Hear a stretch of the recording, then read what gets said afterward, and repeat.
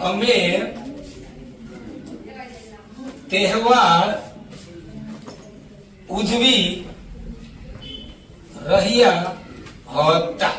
ચાલો ભાઈ, સૌથી પહેલા શું છે બાળકો જુઓ જોઈએ તો કે અમે તહેવાર ઉજવી રહ્યા હતા।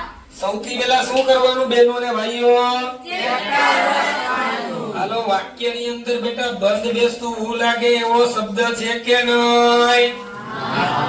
જો વાક્યની અંદર બેટા બંધ બેસતું હું લાગે એવો શબ્દ હોય તો એને ગુજરાતીમાં શું કહેવાય? ક્રિયા। શું કહેવાય? ક્રિયા। હાલો, ક્રિયા પછી રહ્યા નામનો શબ્દ છે તો કે હા। એના પછી વાક્યની અંદર છેલ્લો શબ્દ તાતી તોતું છે તો કે હા। જો વાક્યની અંદર ક્રિયા હોય આ ચારમાંથી કોઈ એટલે કે રહ્યા, રહી, રહ્યોમાંથી કોઈ એક હોય પ્લસ ઈ જ વાક્યનો છેલ્લો શબ્દ તાતી તોતુમાંથી કોઈ એક હોય તો એને કહેવાય ચાલુ ભૂતકાળ। શું કહેવાય બહેનો ને ભાઈઓ?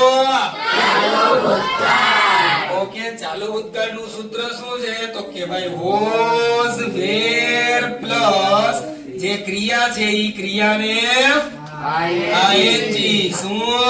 આઈએનજી। તમને ખબર છે ને, ચેપ્ટર આપણે ઓળખી લીધું, અંગ્રેજીનો પહેલો નિયમ પૂરો, ચેપ્ટર ઓળખી લીધું, બીજો નિયમ કોઈ પણ વાક્યનું ગુજરાતીનું અંગ્રેજી કેમ કરાય બાળકો?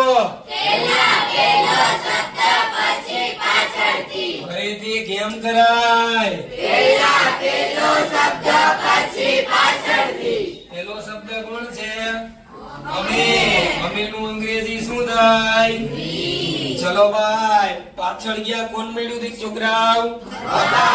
હતા નું અંગ્રેજી થશે વેર। શા માટે તો કે વાક્ય બહુવચન છે। ચાલો ભાઈ, ત્યાંથી થોડાક આગળ આવો, કોણ મળ્યું? રહ્યા નું અંગ્રેજી કઈ થશે?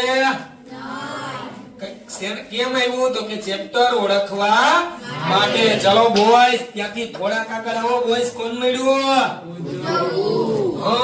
ઉજવી બંધ બેસતું હું લાગે મૂળ શબ્દ છે ઉજવવું। ઉજવવું ને અંગ્રેજીમાં કહેવાય સેલિબ્રેટ। શું કહેવાય? સેલિબ્રેટ। પણ સૂત્ર એવું કે જ્યારે ક્રિયા દેખાય તો ક્રિયાને લાગે આઈએનજી એટલે થઈ ગયું સેલિબ્રેટિંગ। ચાલો ત્યાંથી આગળ આવો, કોણ મળ્યું? તહેવાર। તહેવાર ને અંગ્રેજીમાં કહેવાય ફેસ્ટિવલ। ઓકે, ચલો ભાઈ, વાક્ય પૂરું છેલ્લે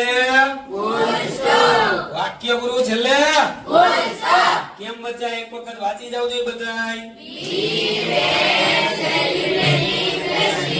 ખબર પડી ભાઈ?